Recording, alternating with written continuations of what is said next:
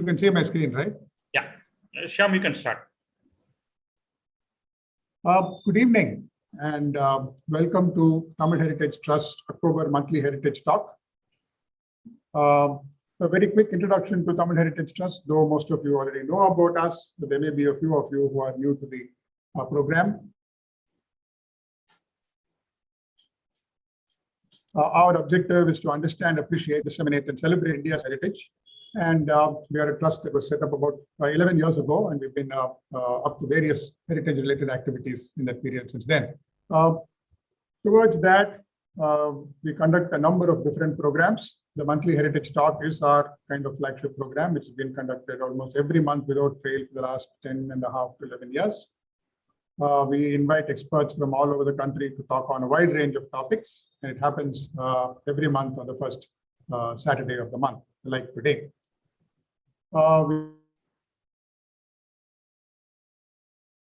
We also conduct workshops on, again, heritage-related topics. For instance, we have a program called How to See a Temple, How to See a Museum, and so on. We also conduct workshop on Pallava Grantham, which is a script, and so on. We have a two-day seminar that we conduct once a year, annual two-day seminar called the Pechik Kacheri, which coincides with the Art Kacheris, the Kacheri season of Chennai. It is typically an in-depth deep dive into one topic. So, for example, it could be the Pallavas, the Pandyas, and so on and so forth, typically to a packed audience. We also conduct site seminars where we people travel together to a place of historical and heritage importance after deep preparation about each of the monuments and the sites that we're going to visit. So everyone in the seminar is both a student and a teacher. Each one selects a monument and guides the others through the importance of that monument. This is the time that we went to Madhya Pradesh a few years ago, and this is at Tanjavur and so on. Last year, we launched the first Indology Festival, which is a week-long festival of talks, wherein we invited a number of experts, both from India as well as abroad, to speak on a wide range of curated topics. We also conducted audience engagement events and competitions, which was very well received. We plan to continue that this year. The next second Indology Festival is scheduled for this year as well. More recently, we've launched a Teachers for Heritage program with the first batch of teachers who are already doing good work in heritage to offer them a platform for knowledge dissemination, for celebration of their activities, as well as for any support they may need in terms of content for the work that they are doing with students and fellow enthusiasts. We call it Alamaravai. This has just been launched in May, and we have the first batch of about 30 teachers already in it. The next batch will start very soon. Those of you who've been following us also know that we have the THT Professor S. Swaminathan Heritage Award, which was again launched last year to promote individuals who've been doing good work in the area of heritage, both experts as well as enthusiasts. Last year's winner was Dr. Madhusudan Kalaiselvan, and this year Dr. Shankar Narayan. With that, that's about us, and we hope those of you who have tuned into us fresh today will continue to be with us. Do follow us and subscribe to our YouTube channel and click on the bell icon so that we can keep sending you the notifications of our future programs. I'm delighted, and it's indeed a pleasure and a privilege to introduce today's speaker to you, Dr. Meenakshi Dubey-Pathak, who is a Wakankar Senior Research Fellow in the area of India's rock art, a treasure that is not very well known to many people, and we are particularly delighted that she's accepted our invitation to speak today. Dr. Meenakshi has nearly 3 decades of discovery, study, publication, exhibition, education, protection, everything that you can do in the area of Indian rock art. She's discovered dozens of new sites, mostly in Madhya Pradesh, but also in Chhattisgarh, Rajasthan, and Ladakh. Her PhD was based on her discoveries in the Pachmadi Hills area. The French government has given her several awards, including the Chevalier des Arts et Letters. There is a knight in the National Order of Arts and Letters. She's published 4 books and over 70 papers. She's an international expert member for rock art with the ICOMOS, with the UNESCO, with the Bradshaw Foundation, and she's part of the Rock Art Network. She's given many lectures in national and international forums. A film based on her research on Central Indian rock art was actually screened and won an award at the International Archaeology Film Festival in Switzerland in 2019.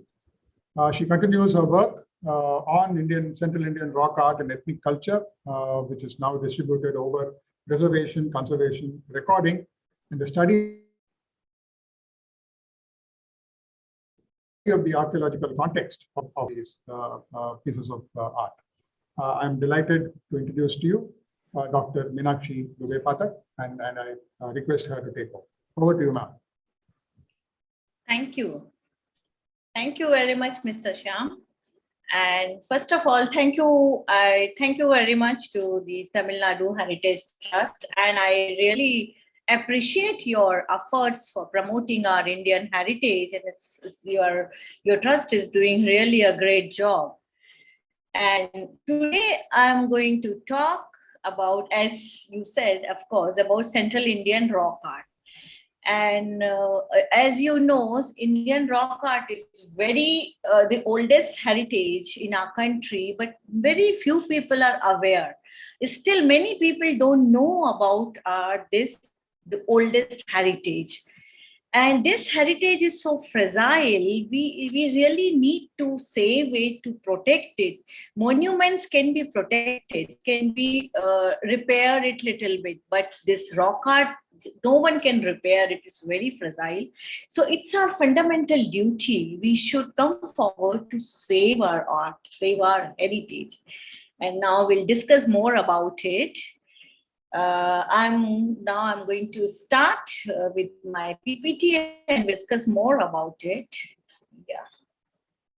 1 minute.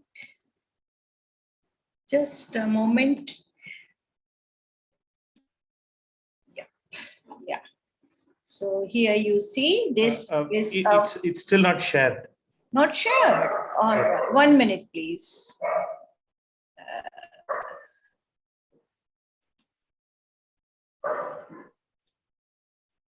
Sorry, I'm doing it again.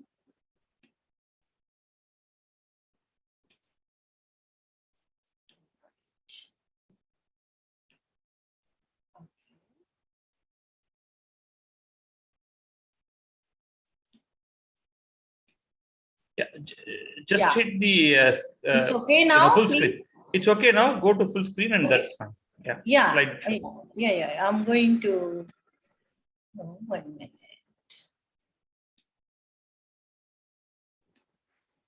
No, I'm trying to put it on.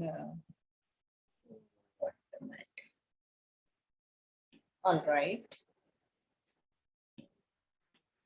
No, I'm trying to put it on the screen more, but I don't know. Just hit the play on the slideshow. Yeah, no, it's slides. I just did it. Okay. Sorry, yeah. No, it's still you are in the working space. Use like. Yeah. All right. That's perfect. Excellent. Yeah. Yeah. Thanks. Technology. Okay. So this famous one, I think many people knows this landscape is from Bhimbetka. This is the only rock art site we have which comes under World Heritage List, UNESCO World Heritage Site. So we have many rock art sites, of course, but Central India is one of the most thickly maximum painting sites are in Central India. In Central India, particularly Madhya Pradesh, Chhattisgarh, Rajasthan, little bit of Uttar Pradesh, all complete area is very, very rich for rock art. Now here you can see how many sites are there. You see Madhya Pradesh, it's India, and from Jammu Kashmir we have in Ladakh, mainly in Ladakh we have many rock art sites, some in Himachal, in Uttaranchal, Uttar Pradesh, Punjab, Rajasthan, Gujarat, Maharashtra, Madhya Pradesh, of course. almost full. Madhya Pradesh is nearly full, you can see, and this bordering area of Madhya Pradesh, bordering states of Madhya Pradesh is also has got a lot of rock art. Here you see Bihar, Jharkhand, Chhattisgarh, Odisha, then in south, Telangana, Karnataka, Andhra, Tamil Nadu, Kerala. And here in northeast, we have in Manipur side. So you see, we are very rich for rock art, very, very rich. Still, unfortunately, rock art is not so known. Indian rock art is not that known. So the discovery of rock art, first time it was discovered in 1869 in Mirzapur, Uttar Pradesh. That British officer, Archibald Carlyle, he didn't know anything. Suddenly he saw those paintings, but he prepared some notes also, but he didn't publish anything because he was not sure, he didn't know anything. And this our Indian rock art discovered before the discovery of Altamira. But because he didn't know anything, he did not publish. So later on, people come to know that we have a lot of Indian rock art. So after his death, one of his friends, Vincent Smith, he published about all that things. And then later on, John Cockburn, he did a lot of work in Uttar Pradesh area. Then in Chhattisgarh, in Singhanpur site was discovered by the C.W. Anderson. He was a railway engineer, and he found in 2019-10, he found some rock art sites in Chhattisgarh. And that time, I mean, that's again in central India. So that then gradually, the discovery, many people came to know many rock art sites here and there in many in the north, in the Ladakh area also, then in down south, in east, west, everywhere, in central India also. Then my guru, Dr. Wakankar, he discovered many rock art sites in central India, particularly. Of course, in India one can say, but in central India particularly. So we have two types of rock art.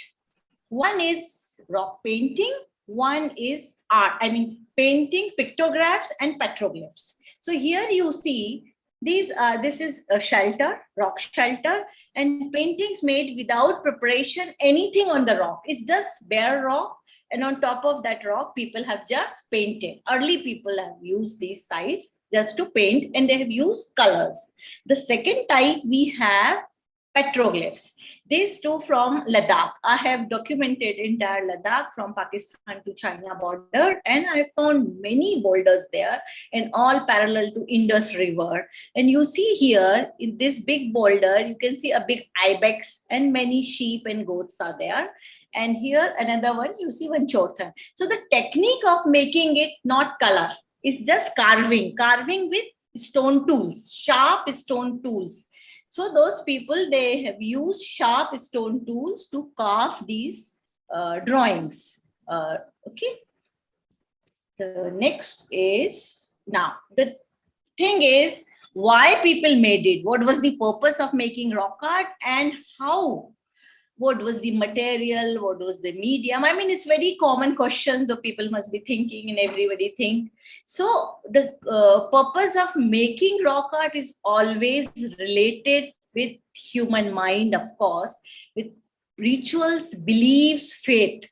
Because for sure, these paintings are not just to decorate the walls. No, they have not decorated the wall. Nobody, imagine if you think, if we go to 10,000, at least 10,000 years back, the condition we have was such a challenging condition those people were having. A lot of wildlife, natural, flood, rains, earthquake, well, anything. I mean, it was so, that life was so challenging for them. So I don't think in such a difficult time, people have thought to just decorate walls. No, there was a reason for make it, and that is related with their faith and belief. So we can say rock art is also kind of a religion. It was a religion for early people, and they made all these things for some purpose. Every time some purpose is always there. And then how do they made it? That in that time, there was no ready-made color, no brush, nothing was there.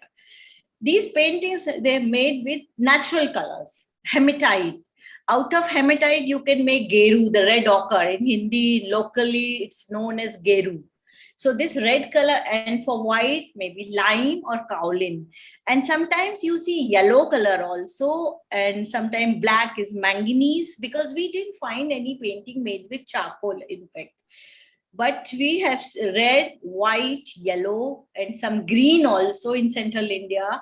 We have some green color paintings also. And for brush, you see, you can make brush with this tender bamboo stick or porcupine quills or bird feather. And still, these brushes are very popular among the local native group, among the ethnic groups. Still, they are using same color and brushes.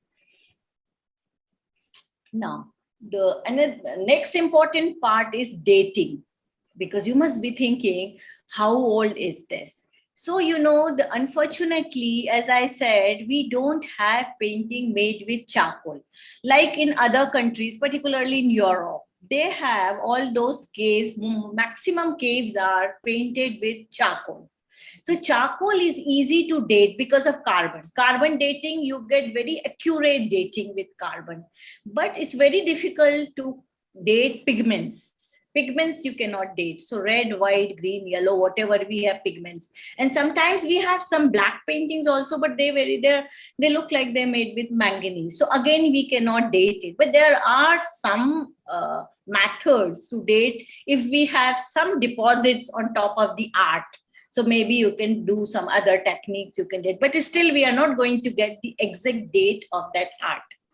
So what we are doing, like Dr. Wakankar has started even before him in French prehistorians, they have divided this art, they have dated all the rock art according to the stylistic pattern. Stylistic and then superimposition. Sometimes you see at one shelter, there is Mesolithic art that goes to at least 8 to 10,000 years back. Then you see later on people came and they make painting on top of it. That is late phase. Then some people came Neolithic time. Then people came from historic, then late historic, even recent. I have noticed many recent culture in Madhya Pradesh, Chhattisgarh and Rajasthan still are these native people. They are following this tradition. So it's easy to date according to the different phases. You see, okay, the oldest art and recent one is also there. So that is another method. And most of the time I'm following that method. And then style of painting, that is also different. In early phase, in Mesolithic time, you will see the huge size of animals, and they are very, very natural. They are very close to natural art, very real animals.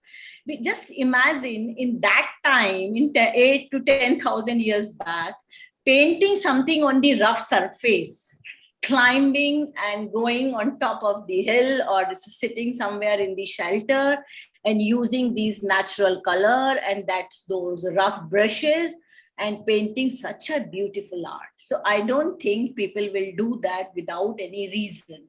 They must have some reason, some purpose for making those beautiful masterpieces. You will see in Indian rock art, in Madhya Pradesh, we have some awesome masterpieces. I'll show you. So here you see this green color painting also. So according to Dr. Wakankar, he said this green color painting goes to Upper Paleolithic time, ahead of Mesolithic. Because why? Because he found some green color pigments in the excavation in the Upper Paleolithic layer. He found some green pigments. So according to that, he's saying, but the green color is not, we have found few, I mean, in central India, particularly in Madhya Pradesh, I have seen many, not many one can say, but still a good amount of green paintings in Madhya Pradesh we have seen.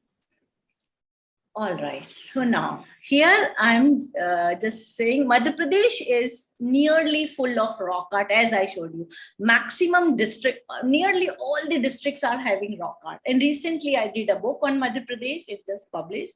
So all these districts are having rock art. And here you see this Mesolithic art is from Bhimbetka, mother. Because, you know, sometimes even I have already published few articles. Normally, even our senior archaeologists also, they said it was made by early men. Why early men? Why not women? Anyone can make it. It's a talent. It's a skill. You cannot say it's made by men. No, you say early people, but don't say early men. So what I want to say, see this beautiful mother goddess, mother. And here you see, this one is a pregnant woman. A baby is just came out. In the lower part, you can see a small baby is there. Next to it, some more pregnant women are there and they are delivering a baby. And some figures are standing, thin figures are standing next to them to help them. That shows the importance of women from the prehistoric time. The mother goddess, mother was so important because she was able to give a birth, to make a life. So this is all we can see in rock art. And of course, I published some papers also on the depictions of women in the Indian rock art, you can see. Now, another, the Bhimbetka, of course, as I said, it was discovered by Dr. Wakankar in 1957. And then now the rock art site is under World Heritage List. And this is the only site. But recently, another rock art site, it's not only rock art site, of course, because I did my PhD on Pachmadi. So Pachmadi comes under Satpura Tiger Reserve. The whole Satpura Tiger Reserve is declared in the World Heritage Site as a tentative list. But sooner or later, it will be in the World Heritage Site. So here you see green painting, but this time this green color is top of the red color. And this one is again from Bhimbetka. Bhimbetka is a very large group, and entire group is not open for the tourists. It's just one cluster is open for the tourists, but we have many 500-600 shelters in Bhimbetka, and some places, because this entire area comes under Ratapani forest area. So just one cluster is open for the public, but these paintings are from different clusters. Yeah, here you see Bhimbetka UNESCO World Heritage. Just see the beautiful landscape, because sometimes for preparing art, you should, I mean, I have noticed most of the time you will see a beautiful landscape there. So rock art is always associated with geographical conditions, landscape, because you see the water is there, river is there, forest, good hills. So for that time, the early people, they have normally everything to survive. The famous rock art, Mesolithic art, mythical boar from Bhimbetka. Here you see why it is known as mythical boar, because it's a wild boar, of course, but boars, they don't have horns. So in early phase, you see, we have noticed many composite figures, these composite animals. Perhaps, according to them, it's showing power, energy. He's full of power. He's a mighty bull boar, and he's chasing one small human, and there are many small humans are there. And you see, you can see the better this close up. So this wild boar it's a very, it's having importance in the local tribes among Korkus and Gonds. They worship wild boar. Now wild boar, of course, now they cannot, now they have started sacrificing normal pig boar. But it used to be wild boar because of forest laws and all, they cannot do it. But in their mythology, in their stories, in their ritual ceremonies, boar is very important. So we can associate it from long time to present time.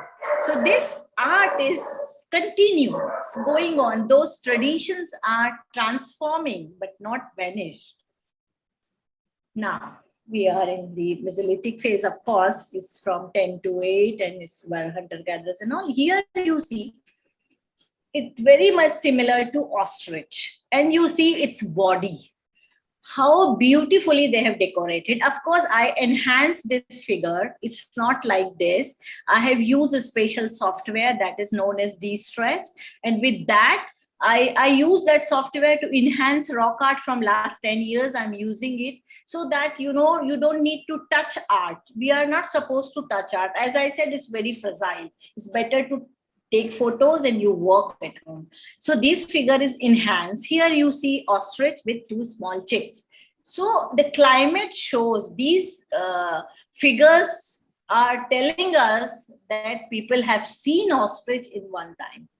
And then Dr. Wakankar and some more his friends and colleagues, they have found a lot of ostrich eggshells beads. So early people, they have used those ostrich eggshells to make beads. And in the burial at Bhimbetka itself, they have found that Mesolithic skeleton. He was wearing a beautiful necklace made with ostrich eggshell beads, and top of it, those beads were carved. They make designs also on top of those beads.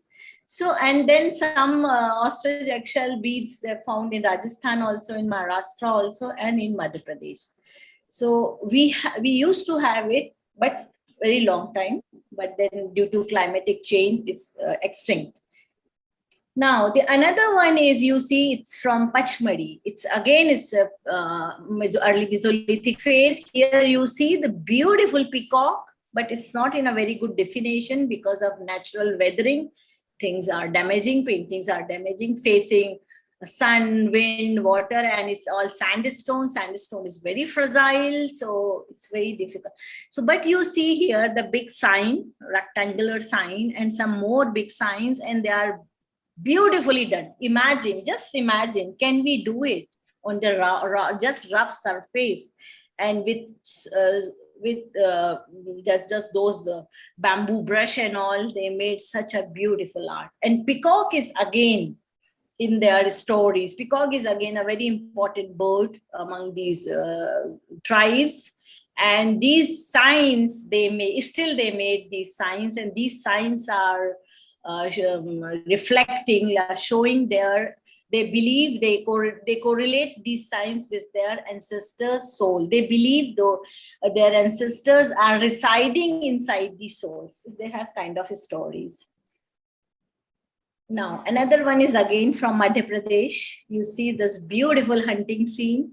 Here you see it's not only men hunters, women are also there. Here you see they are participating together to hunt the animals. This is from Mesolithic time. And you can see the perfection of drawing, action, rhythm, everything is there. With just one color, they have, without any shades and things, they were able to depict everything what they want to say. You see it. Here you see wild boar its body is well decorated. And even these humans, these women are also very nicely decorated body. And you see this. Now, another one is again from Ratapani Wildlife Sanctuary. Here you see the big elephants, and next to it you see baby elephant, and it's hiding. And interesting thing is there are some bamboo trees. You see here, these are the bamboo trees, and in front and next to this, behind this bamboo tree, you see this one hunter is just standing. Now the thing is, in early phase, you see this particular animal is so accurate, but you see the human is just a stick figure. Perhaps they didn't have confidence on themselves. They were afraid of these big animals, so they have portrayed these animals are real size, actual size, and themselves is very small stick figures. And this hunter is holding so many arrows, and each arrow is tipped with arrowheads. These arrowheads in Mesolithic time, they made it out of stones. So can you imagine, just see how detailed work they did. And some more figures are there. They've used some dot patterns. A lot of patterns are styles here. Another Mesolithic scene you see here. These people are chasing, hunting, holding big spears, and these buffaloes, wild buffaloes, and hunters. Here you see another Mesolithic scene. And this is just daily life. The human family is sitting inside the tent kind of thing. They are talking, busy in the normal life. And here you see these women, and this mother and this baby is doing piggyback ride. Can you see this one? It's such a beautiful one. So it's not that we are doing piggyback ride to our babies. They were, since 8,000, this culture is still going on. They used to do it. Another, as I said, green color, it's not from Bhimbetka, but it's from different area of the same sanctuary forest, Ratapani. You see some more green color paintings are here, and all these green color paintings are known as S-type figures. And most of the time, these green color paintings are in a dancing scene. Most of the time, sometimes they are hunting also.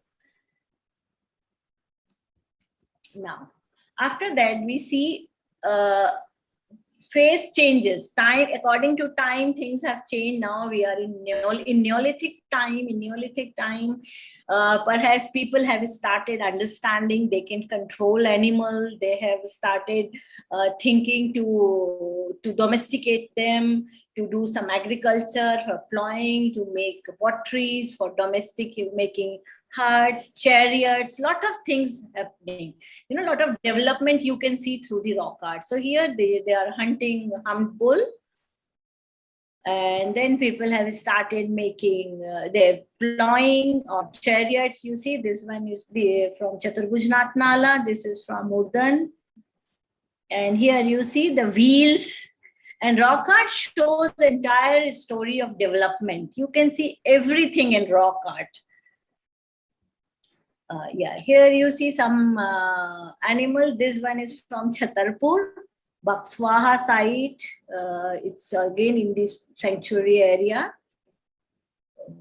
Then you see another one, some more these deer animals are there, some human. And here you see some turtles are also there. And this one is with de-stretch, you can see better. And these turtles and deer, they are also in the stories of tribes. They worship goans, worship turtle. Turtle, there are many stories, and they are still worshipping. Some clan, they don't kill these turtles, like that. And then we are in the Buddhist time, Buddha, etc. This is again, it's not very far from Sachi. So you see, we have seen a lot of Buddhist art also, Buddhist phase also in rock art, because there was a one time during historic time, the monks have started residing in those shelters. And then when they were using those shelters as their place or as their teaching place, and they made art on top of the rock art, sometimes next to the rock art. So this one is a very rare portrait. It's the only Buddha's portrait we have seen till now. Maybe we'll find more, we don't know. In Sadhara, there are many stupas are there during Ashoka time. And next to those stupa, there are some rock art sites also. And you see this is stupa and this Buddha, and people put a lot of handprints on top of it. And still this putting handprint is continue. Then we came to historic time. Historic time is very easy to identify because of and particularly medieval time.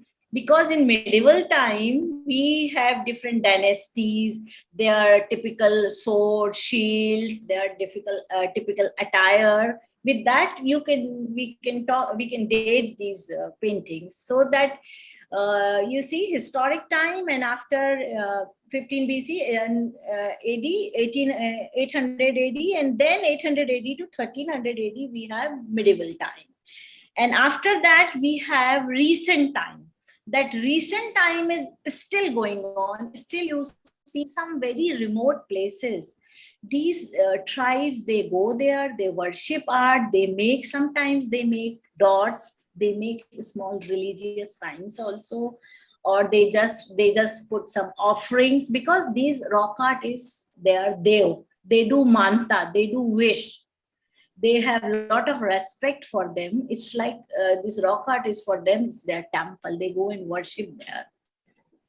So this is little bit about Pachmadi, because I worked there, I did my PhD, of course. So Pachmadi is very rare, because Pachmadi we have plenty of sites and plenty of varieties are there. You see everything from large, big size animals to recent art. Everything is there. We have plenty of species, all 4 or 5 colors are there. Then 26 different kind of animal species are there. We have domestic animals, we have everything. And top of it, this headhunter scene is very rare. Till now, in India, we have found only in Pachmadi these headhunters. And this headhunting was very popular in Northeast, of course. I think everybody knows among the Nagas and Arunachal Pradesh, it was very popular till 1973. But now it's all banned. And by chance, I get chance to talk with that headhunter in Kohima border, the border area, who was a known headhunter. And he showed me all those headhunters, replicas, they put morangs and all. But in Pachmadi, we don't have very solid proofs. But we have paintings, and not only in one shelter, in 4 shelters, I have noticed these headhunters. And all these headhunters are in a same position. They are running like they had some war, some fight between 2 groups, and the winners is beheaded men and taking away like that. Now you see another subject is in this, all these 3 from Pachmadiya, and fish hunting. Here you see they are fishing, going, and for fishing they use net, and even they used to have bows and arrows also. Here you see is hunting monkey. Here you see honey collection scene. So all varieties are there. And it's a big, very big tiger. Tiger is so popular. I mean, the Satpura Tiger Reserve is known for tigers, of course, but in central India, we have seen many tigers paintings. And surprisingly, I have not seen many tiger hunting scenes. Wherever we saw is defied animals. Most of the time, it's just solo, one big animal or 2 tigers are fighting. But human hunting tiger is very rare, very few we saw, very few. So why? Because still these tribals, they are worshipping tiger as it is known as Bagandev, Baghasur, Bagas, Kol, Gond, Korku, Mawasi, everybody, they all worship tiger and snake. And when you go to their village, you will see one small sanctuary just in the beginning of their village. It's a Bagandev. They worship once in a year. They go and they worship. They believe it. If they worship, the tiger is not going to kill their animals, and they can go in the night, even during night, they can go in the jungle. Nothing will happen. So kind of faith is there. Now you see we have rhinos also in central India. Of course, now we don't have, but we used to have. This one is from Chaturbhuj Nala. Even rhinos we have in Raisen area also. And this scene is from Chaturbhuj Nala, is again a very important rock art site. It's a very long site, and beautiful art is there from early Mesolithic to recent time. Now we have recent things also. As I said, this one is from Rajasthan. You see this on top of the art, they make swastik symbols. Here you see some more very recent paintings from Madhya Pradesh, from Chindwara district. You see very recent crude figures, very crude figures. So the tradition is still going on. People are still following because they believe that their ancestor did it, so we should do it. Our forefathers did it. And when I talk, when I would like to know, sometimes they will say, no, because our forefathers was doing it, so we would like to continue. We would like to do it because we believe in it. Now, that was, now you see Rajasthan. In Rajasthan, again, is a Mesolithic art and huge sign. And the sign is, you see this beautifully filled with these patterns, intricate patterns, and without any mistake. It's like a maze, you know, it's very nicely done. And in Rajasthan, I had, particularly in Bundi area, we have plenty of art, and the Bundi area is just neighboring area of Madhya Pradesh. And Garada, Bhimlat, Dolpur, Mandol, many area, and there many rock art sites are there. And this one is again, you see here, here you see this late phase, very late phase here. They are worshipping peacocks, some religious signs, and these signs are still we are doing it. Some signs are still we are using during our rituals or festivals. So you see, we can correlate. This is all, I mean, it's continue. And here you see, this one is from Rajasthan. It's Devanagari language, and it was written in year July 1884. According to Hindi, so somewhat date is 1946, but according to Hindu lunar calendar. And you see, it's written here that in that time, in somewhat 1941, the king came to worship on the day of Shravan Somvar.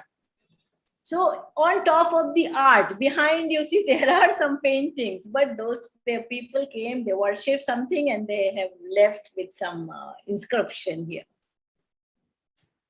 This one is again from Rajasthan, Golpur. Here you see this nice shelter, and many hummed bulls are there. That shows the Neolithic phase. You see many hummed bulls are there. And this particular art is from Bhimbetka shelter from Rajasthan. And here, so you see this huge canine, very big canine is here, the big, and many women are standing there, and they are trying to stop him, or they are just standing with a praised hand. We really don't know, perhaps because as I have done a lot of ethno-archaeology, I spend a lot of time with ethnic groups, and I have collected many stories. So these Bagas and Kols, they said they were their forefathers were able to control tigers with some chants, so maybe they wanted to show something like that. Now we are in Chhattisgarh. So Chhattisgarh is just a very recent state. From 2000, it was a part of Madhya Pradesh. Now it's a new state, and the state is 44% of this state is heavily wooded. Very thick forest is there. Some area is really untouched, particularly Abujmar area, and there those Maria Gones are there, and it's very difficult to approach there, in fact. But we did a big project there. We have recorded 63 painted sites. And in Chhattisgarh is very different from Madhya Pradesh. In Madhya Pradesh, I have seen a lot of varieties, and a lot of medieval time scenes, war scenes, fighting scenes are very common in Madhya Pradesh. But in Chhattisgarh is rare. Chhattisgarh is, more ritualistic, or scenes are more than the fighting scenes and things. And I'll show you. This one is a shelter from Chhattisgarh. And yeah. And the important thing is Chhattisgarh is handprints, and particularly negative hands. This is because, in Madhya Pradesh, we saw just 2-3 negative hands while doing my project. It's rare. In Uttar Pradesh, we have some negative hands, but maximum negative hands we have in Chhattisgarh. That is very important because handprints are very common. But getting these negative hand stencils, they put hand, you can put your hand on the rock and then blow color with pipe, or put color in your mouth, and you can make just blowing, and you can make good. And these negative hands goes to early phase, of course, early Mesolithic or upper Paleolithic, because the whole world, we have plenty of examples of having hand stencils from South America, North America, Europe maximum, and then Australia, South Africa, everywhere. And even in Indonesia, Borneo, the hand stencils goes to even 40,000 years. So the tradition of putting hand stencils is very old. Maybe it's a beginning. It's a beginning just to put your mark. And the interesting thing, these hands are not same. They are not always left or right. I studied them very well. And sometimes you see right hand, sometimes you see left hand, sometimes small hand, sometimes one finger is missing. Many things are there. It's a special subject, of course. I published some papers on it. So, but I'm giving you a very brief thing. Yeah. Then another thing is important in Chhattisgarh is the suns. You see, there is one huge rock shelter known as Usha Koti, and similar thing you can see in Odisha also. In Odisha also we have, because the Raigad That area and Odisha, they are neighboring state, neighboring border area. So the similar art is there. This shelter is, you don't see anything except these different kind of signs, shapes. Sometimes you see rectangular, square, and the story behind it, they believe their ancestor soul residing inside the signs, and still they worship, they believe it. And they believe it, and they are worshipping it, of course, time to time, during full moon night or whenever their festival comes, their date comes, they go there, they worship there. Their shaman goes there, they sacrifice animals, they do a lot of ceremonies there. Then this another one is from Kabra Pahad. Kabra Pahad is again very known shelter because it was discovered long time back. And here you see this nice antler, this nice stag with antlers, and some more animals are here. See hands, not only hand stencils, but we have plenty of handprints. Nearly every, I mean, out of 63, I think I have seen handprints at 60 rocker sites. These sites are continuously worshipping. Still those tribals, they go and worship these sites. It's a very unique feature of this, particularly this area. And you see here, this one is this Balarao shelter in Bastar area, and it's full of hands and even footprints also. And small, very small, this newborn child footprints are there. Then here you see this one is Singar Patha. This is again from Bastar area. And you see many handprints are there. And these handprints are on top of the art. Here you see these men are dancing. Here also the long row of dancers, boys and men. Perhaps this could be a puberty ceremony. And here you see the wild boar and some more animals are there. And of course, it's not in a very good condition, but I try to enhance it. And then you see, okay. So now I would like to focus on a very important thing, that is vandalism. This art is badly ignored. People don't know about it much and vandalized very badly. You see, it's a huge panel. It's a big rock shelter at Pachmadi. And there, if you watch it carefully, you will see many beautiful paintings behind these graffiti. You see, a lot of things are there. But I don't know why people have just spoiled it. They put their name, and imagine they bring color, paint. They are bringing paint to spoil it, to put their names on it. Now I'll show you the continuity. You see this. This one is from Odisha. And this one is from Jhabua, Bhil, Pithera. This one is from Baghelkhand area. These signs are still people are making. And this Pitheras is very popular among Bhil tribes. And the Pithera, they don't make just to decorate their wall. Same thing, the Sauras tribes from Odisha, they make these things not to decorate their house for sure. Similar thing, this Kohobar is made in Rewa and UP area, not to decorate wall. These Kohobars, they make during wedding time. Just wedding time, and after 1 month, they just clean it. And these Sauras make these thing for their ancestors. That is also once in a year. And they leave it for some time, and then they cover it. Similar thing in this among the Bhil. These Pitheras, the purpose of making it the same, if they have some problem in their family, somebody is sick, or they are not having good crop, or their animals are not, or their cows is not giving calf, or whatever. So they worship, they do manta to their Pithera Baba, it's their local god. And then they make this. They invite some local artists from their community. They take care of him for how many days he's going to take. They will provide him food and everything. And when he'll start making, the shaman will come. Shaman will, then he gets into trance, and during in trance, he will tell him, no, do this, do that, and he will do corrections and he make. So see, my purpose of showing this to tell you the art, the culture is still continuing. Another example for death rituals. See this big, beautiful memory pillar is from Bastar, Chhattisgarh. Here you see what they have made. All these animals you can see in the rock art, snake and everything is there.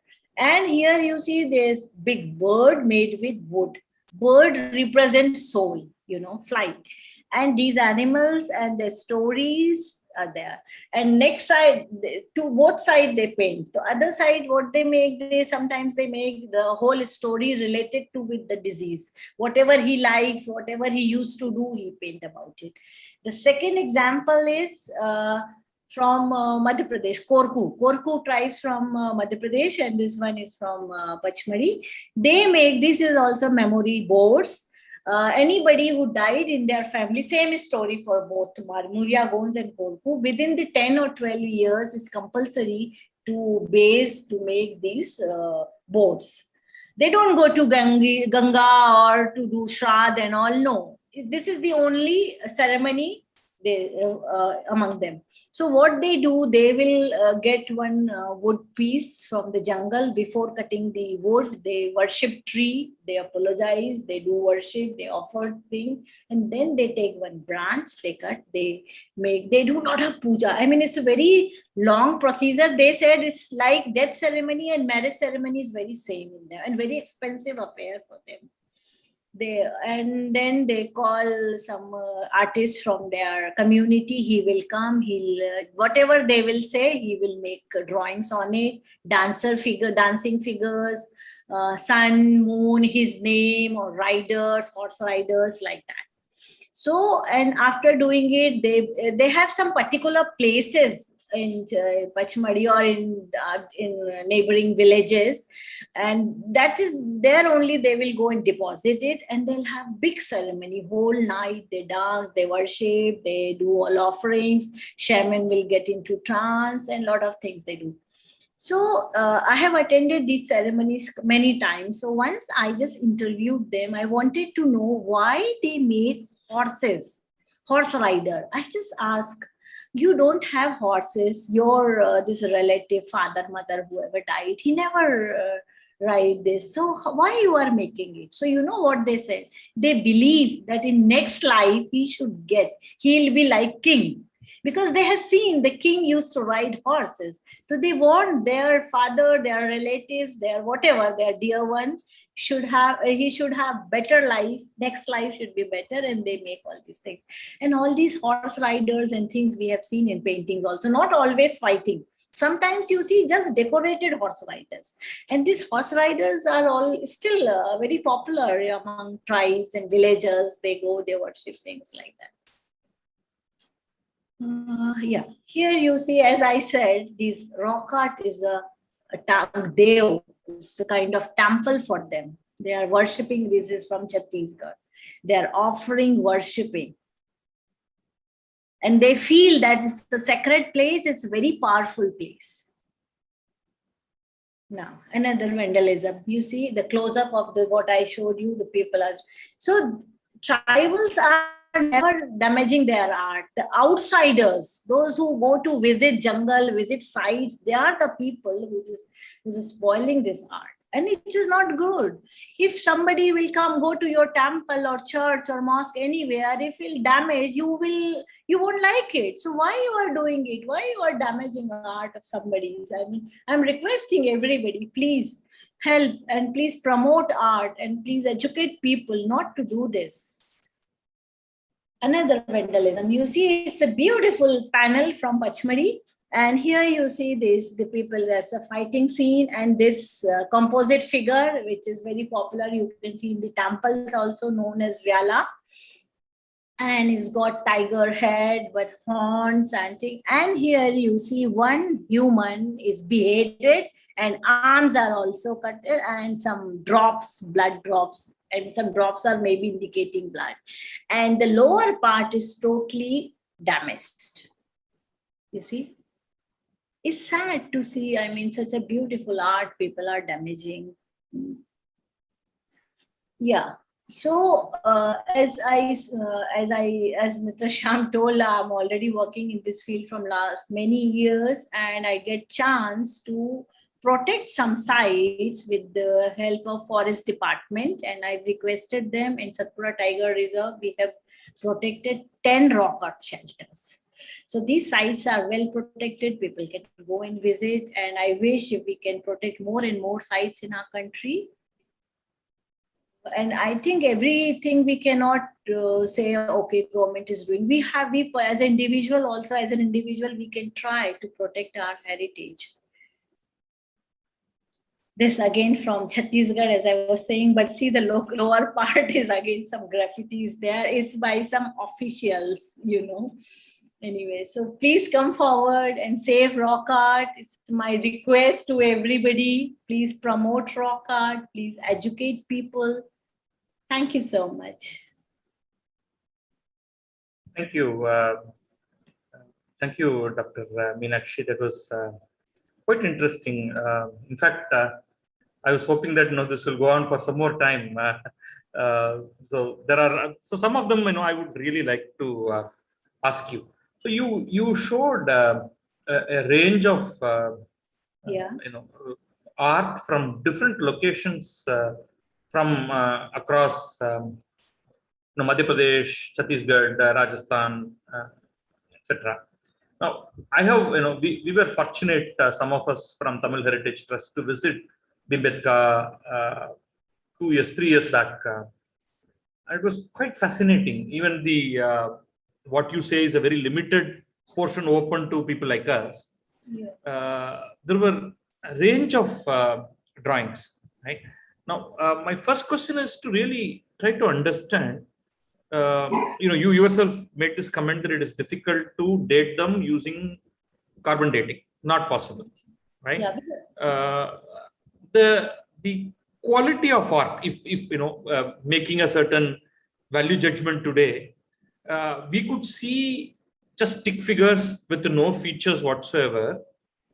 Two, I remember, I mean, I'm not looking at any photographs now because my photographs are there in some folder. A horse, which is a painting of a horse, single color, so good, a modern artist will find it very difficult to draw today, right? In Bhimbetka, I not too big, about maybe less than 10 inches by some 6 inches. So I have no clue who could have drawn that with the details, in its shape, in its gait, etc. So when you see that, I mean, do you automatically take it that if it is pretty good, then it must be later? How do you approach this?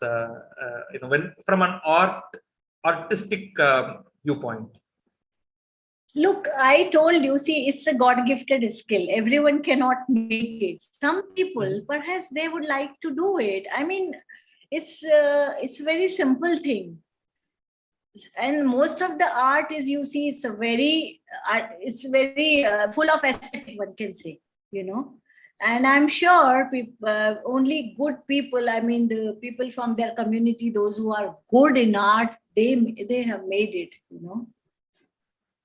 And about dating, of course, I told you, because we don't have charcoal painting, so it's difficult to date. And then sometimes, there are methods for dating, but for that, you have to be very careful. You have to see if deposit is there on top of it or not.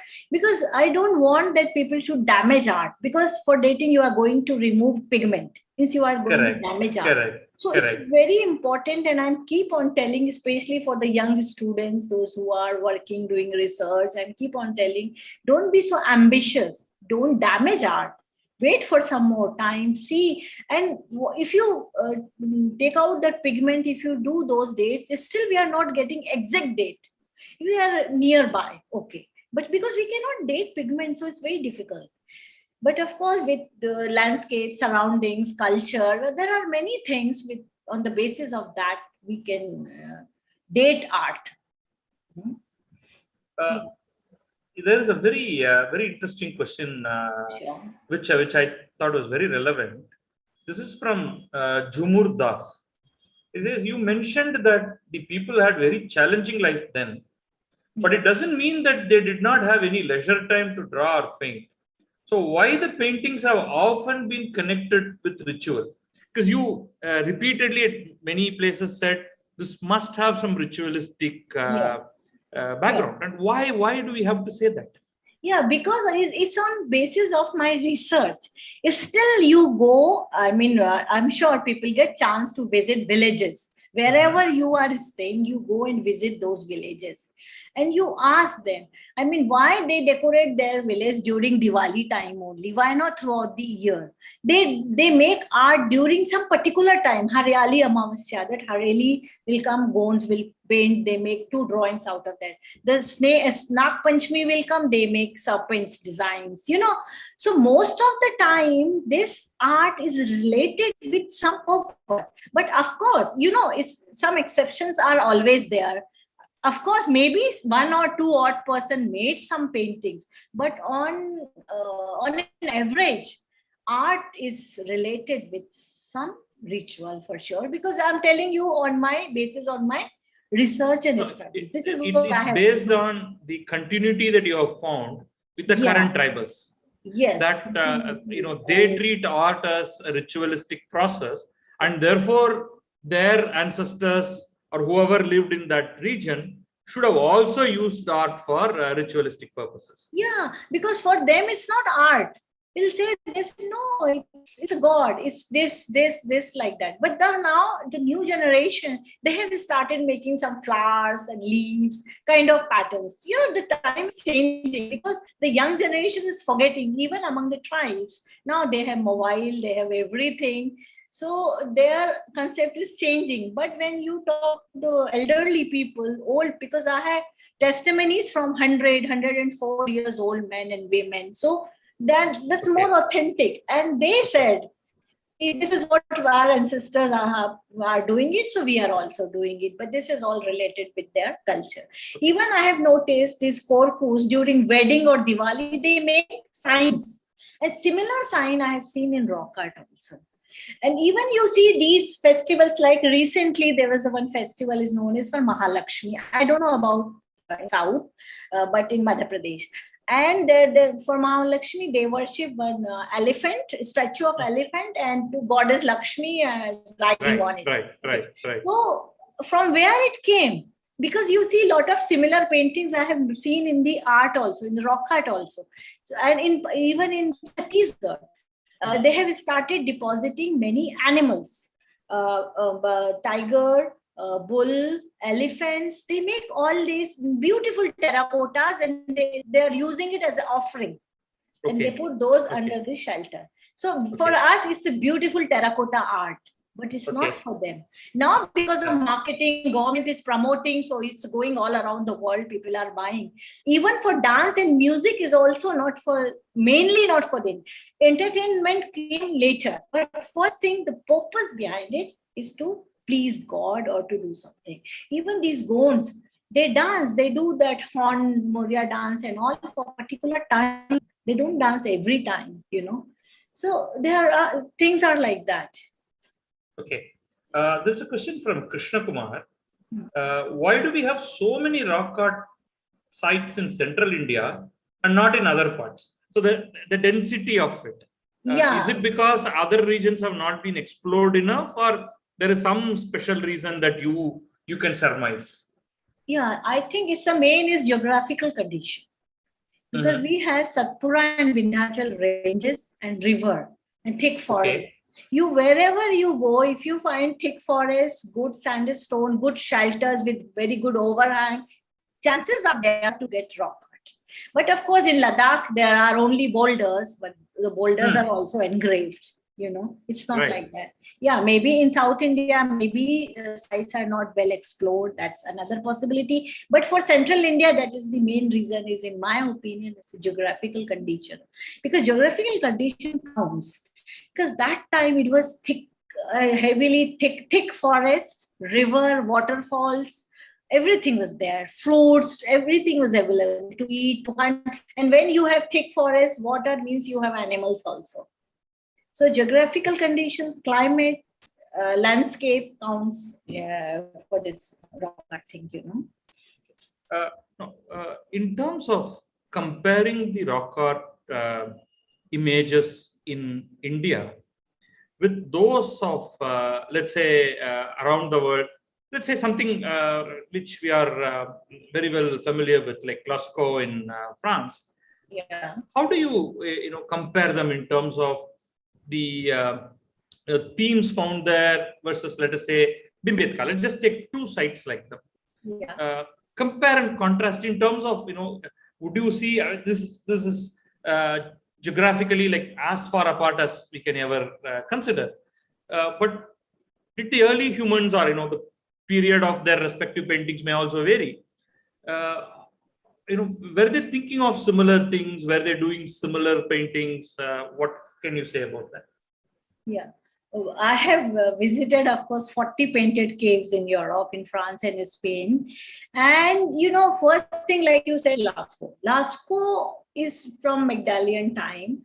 And I have seen many big size animals on the roof. Beautifully done, huge animals. And they have used red and black color, chrome colors, Lascaux and Altamira. The drawing is similar. But and then another very important rock art site cave is Chauvet. Chauvet is the most important site in France because Chauvet is the oldest cave in France. Lascaux, of course, it was discovered before Chauvet, so it's well known. But Chauvet, that art goes to 35 to 36,000 years old, and fortunately, I have visited these caves. So one thing is maximum paintings made with charcoal and hematite too. Okay, and that thing we don't have, first thing. And then time phase is also different. And subject is only similar, subject is animal. But the animals are also little different because they have many mammoths. In Hofiniak cave in France, right. It's full of mammoth. Only mammoths are there. Okay. Then bears. In Chauvet, I have seen many bears. Those cave bears are there. Then horses, a beautiful horse. There is a beautiful masterpiece of horses panel is, and that goes to early phase. Then, of course, they have rhinos are there, but very limited subject. They don't have vast varieties of subject, They have limited subjects.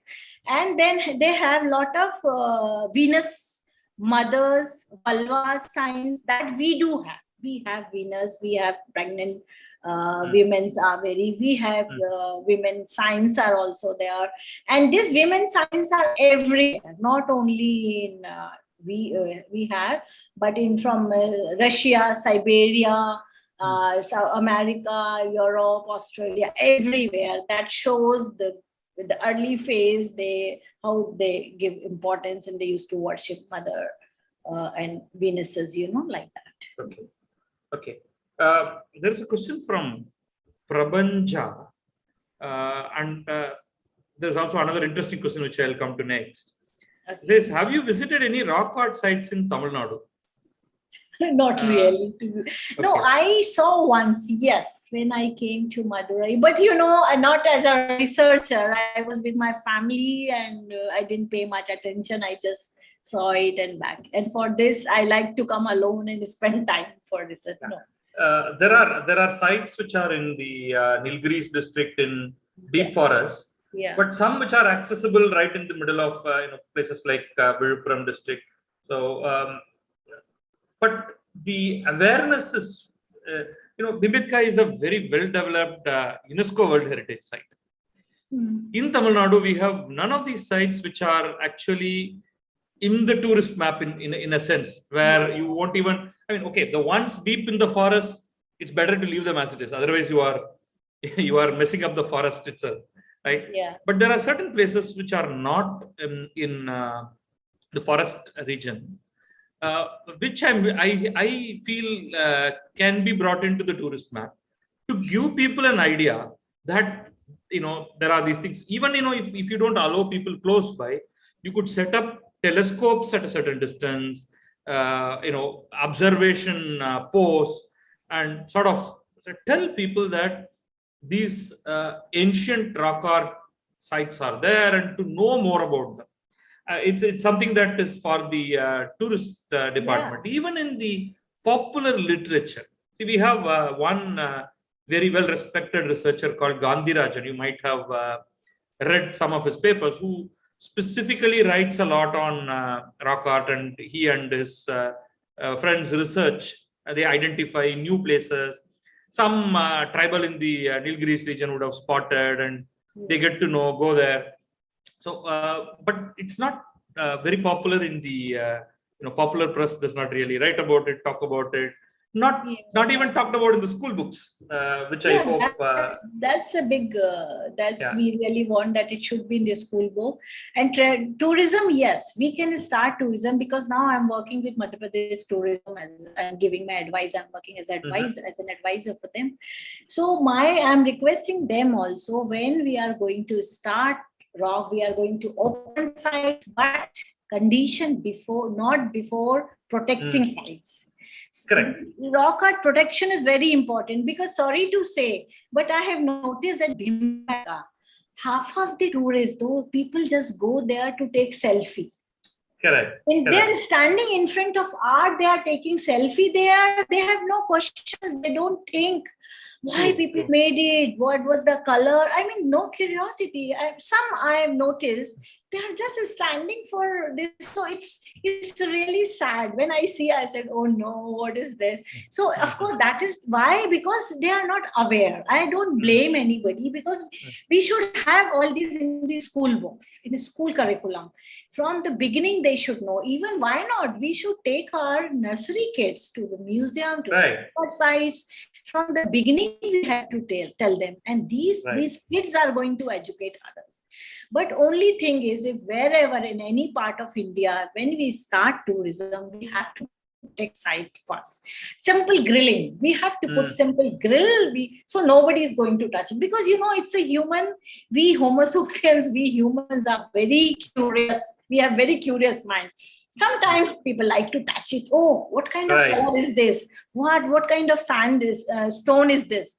It's you cannot stop them. One guard cannot stop so many people. So the best way is first protection, and not necessary to open all the sites for public, because public is correct. Everything. We have to keep some, for example, in Europe, Lascaux, Altamira, Chauvet, and some more, so many caves are closed for public. I was able to visit it because I am from the same field and special permission, but these caves are closed for their own public. No one can see. Why? Because they said we want to save it. And these are the clothes. And but some, they made a replica. Because, these European countries, they are dependent on, their economy is dependent on tourism. Tourism is very important for them. Very important. So they made beautiful replica of Chauvet, not entire cave, but they are showing some important panels of caves. And Lascaux, they made one Lascaux, two Lascaux, not three Lascaux. Altamira, they made a beautiful cave and museum. So, and organizing things, of course, we can do it. I mean, as an individual, I'm trying my best. I protected 10 sites. And then when my husband was posted in Ladakh, so I found some sites near Indus, and I requested the senior army officer, the head of the army there, and with the army, with the help of army, we have protected some sites there also. One big area must be protected, because I saw due to an awareness, people are damaging it, they are putting color and things. So, we as an individual, everybody, please come forward, try, put your own, whatever we can do. And of course, we can protect and we can start, why not? Yeah, the idea of replica is really good. We can, once we have done, with today's technology, we can do complete 3D scanning. Yes. And image can be, we already have good images. Maybe we can do even better scanning. Then completely you can replicate it with the air conditioning, etc. And let people walk in and tell them that, hey, this is exactly what you are going to see there. We can't let you there because we need to protect that place, but get the experience of it right here. Yeah, it's going to be a very expensive affair, because I know that's true. those caves, they are very expensive. And the Lascaux Fort is awesome. It's full of 3D technology. When you go there, when you see it, you feel, oh, you are just very close to this art and you are seeing it. So, but I don't know. I hope our government, our different tourism departments should think about it and can start. We are doing our best. We are trying our best, but it's. We hope for the best, I think. Yeah. Let's now go back to the subject in these paintings. Yes. So at one end, we are seeing a lot of human actions. It's hunting, it's very many other things, which is very difficult to enumerate. But, that's one thing that we see. That, of course, birthing. So a set of activities that are there in the lives of the people. Yeah. Then the animals. Right? The range of animals, it's from the kind of animals which you would never expect there. I'm talking about it not from a researcher's perspective, but a regular lay person like me. You go and see there, and you are not really expecting that, and it is there. Right? Yeah. That's absolutely fascinating. Now, yes. Has there been I'm interrupting you just before I forget. For example, I was surprised when I saw in rock art at Pachmadi ants, a small row of ants. I said, oh my God, they made ants also. And you see moth, small flies and cocoons, silk moth. Why? Because everything is related with them. I have noticed when I was working in Dantewada, Chhattisgarh, they have weekly Haat Bazaar, that is not. Okay. So I was there, and those Maria Muria goans were there, and it was a very lively, interesting market. I was taking photos and recording. So at one place I saw they kept lot of ants. Okay, in those dona, that is known as dona, their bowl made out of leaves. So I said, what are you going to do this? Then she told me, and some more people, they are going to use it. I mean, this ant is a very good remedy for cold, cough, and fever. They will make chutney out of it. They put chili and coriander, and and it's a very old tradition. And still they use it. I mean, these tribes, they have their own medicines and ideas to clone themselves. Right. So when I saw a long row of ants, I was surprised why they made it. So it's related somewhere, something, Okay. So, and I saw very rare animals, pangolins. Pangolin is nearly, you don't see so frequently. Monitor lizards, cheetah. Can you imagine? We saw cheetah and rice, and I mean, there's so much, I cannot give everything in my slideshow. But we saw cheetah. That we don't have cheetah now; it's totally extinct. Right.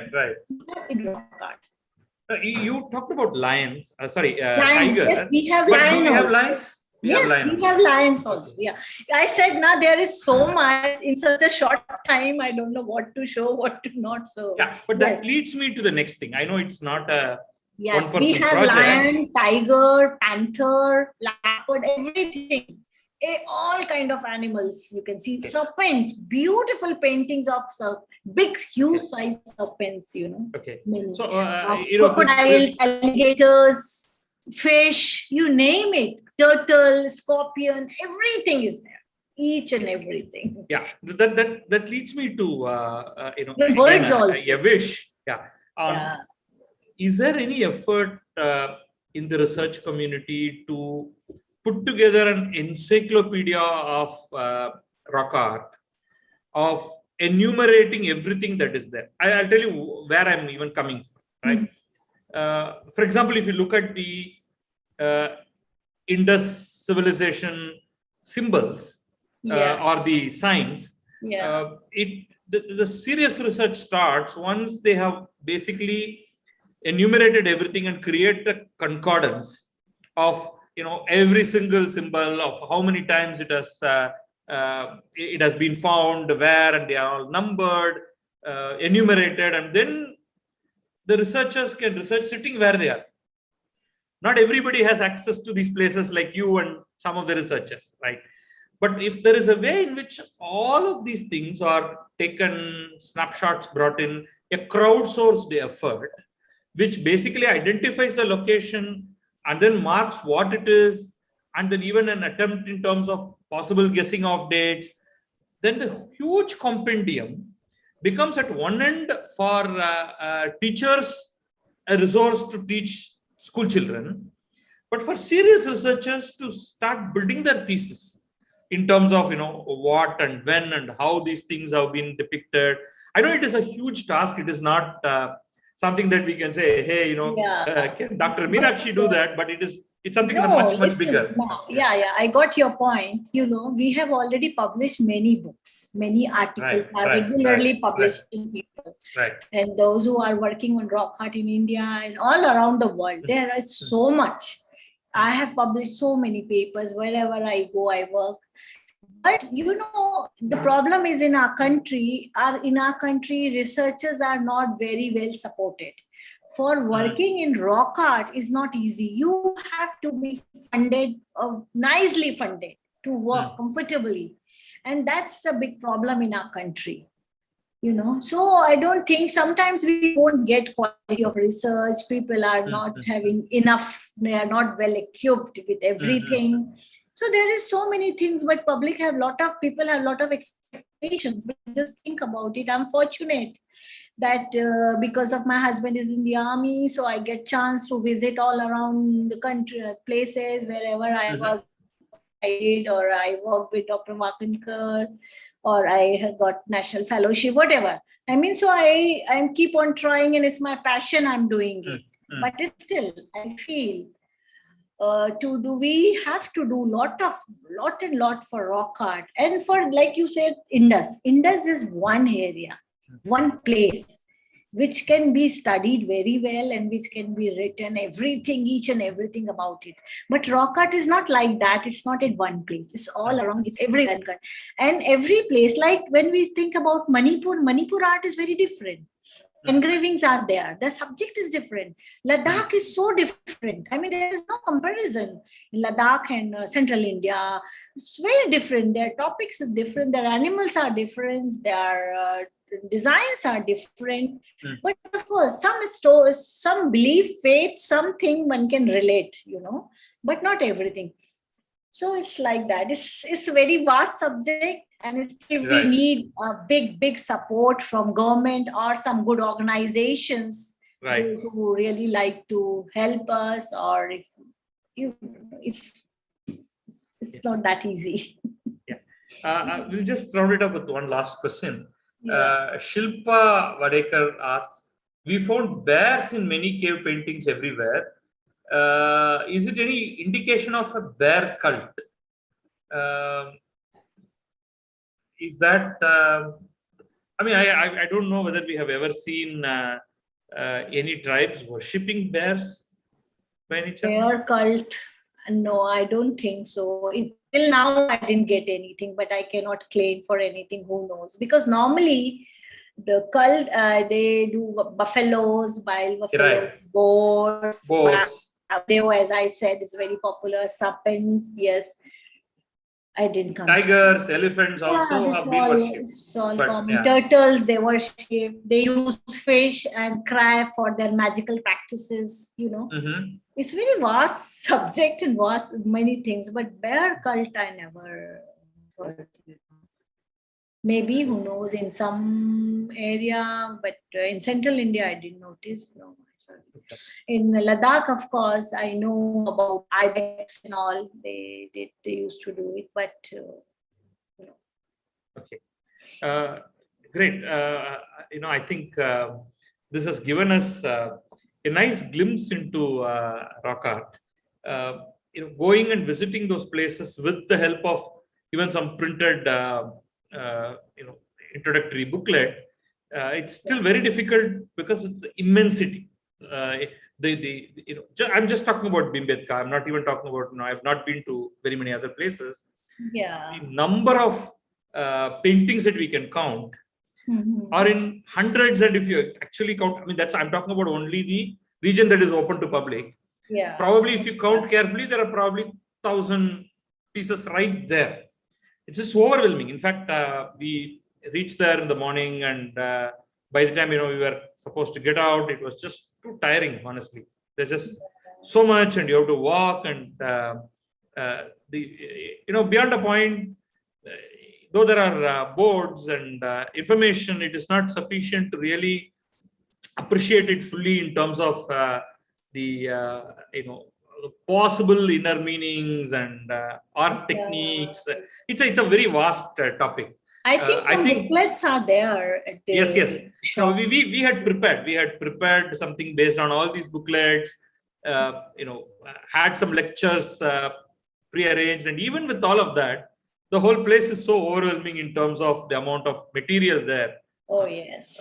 But I guess these kinds of the kind of lectures that you provide, and perhaps more such of more locations coming to the public would enhance our understanding of this cave art and the rock art, and basically going and touching possibly few thousands and tens of thousands of years of connection with early humans we are talking about. Yeah, that's very important. In our country, we have that continuity. It's not everywhere. In India, Australia, Africa, very few countries are still in America, also in some places. Correct. So, that it is important that our history doesn't start with the Indus Valley civilization. That is generally where our history books start. But we've got to go to the prehistoric rock art, prehistoric tools. For example, in Chennai and nearby, we have huge quantities of stone tools that have been unearthed all over the country as well. Right. So we've got to start from there and give more detailed history. And thank you for educating us and enlightening us on this one specific form of prehistoric rock art. Thank you once again from Tamil Heritage Trust. And to the viewers, again, we will meet next month, first Saturday, with another topic. Thank you. Thank you. Thank you very much for promoting rock art. Thank you. Thank you. Thank you very much. Bye-bye. Bye-bye. Yeah, I have stopped the talk.